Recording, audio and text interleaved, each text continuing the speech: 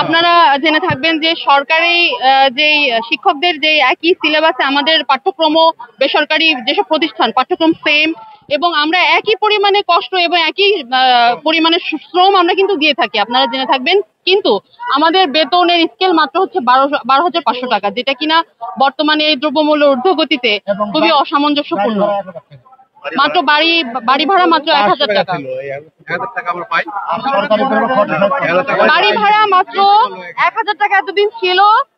বিগত 5 অক্টোবর শিক্ষক দিবসে, বিশ্ব শিক্ষক দিবসে মাত্র 500 টাকা বাড়িয়ে শিক্ষকদের সাথে একটি প্রহসন এবং তামাশা করা হয়েছে, এবং যেটারই প্রতিবাদ স্বরূপ আমরা শহীদ মিনারে অবস্থান করছি আজকে 3 দিন যাবত। আমাদের আন্দোলন যতক্ষণ না পর্যন্ত দাবি আদায় হবে, আন্দোলন চলতে থাকবে। এটা আমাদের মূল দাবি। এছাড়া বদলি আমাদের অন্যতম একটি দাবি, এবং বদলি হলে আমরা যারা বাসা থেকে 400, 500, 600 কিলোমিটার দূরে যারা পোস্টিং পেয়েছি তারা যেন নিজেদের বাসায় ফিরে যেতে পারি, নিজেদের পরিবারকে সময় দিতে পারি, সেটা আমাদের প্রাণের দাবি। এখন পর্যন্ত বদলি হওয়ার কোনো নির্দেশনাই তো নাই। বাড়ি ভাড়া, জি, প্রথমত আমাদের এখন 3টে দাবি নিয়ে এসেছি। সেটা হচ্ছে 20% বাড়ি ভাড়া, 1500 টাকা মেডিকেল ভাতা ও 75% উৎসব ভাতা। কর্মচারীদের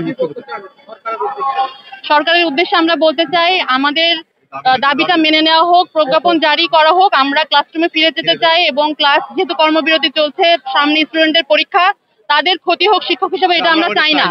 আমাদের দাবিগুলো মেনে নিয়ে আমরা আমাদের নিজ নিজ জেলায় ফিরে যেতে চাই। সংহতি প্রকাশ করেছে এবং তারা শিক্ষকদের এই যৌক্তিক দাবি মেনে নিতে বলেছে।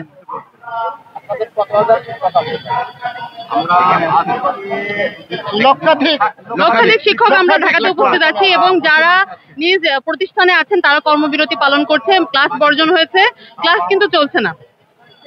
সারা বাংলাদেশে কোথাও ক্লাস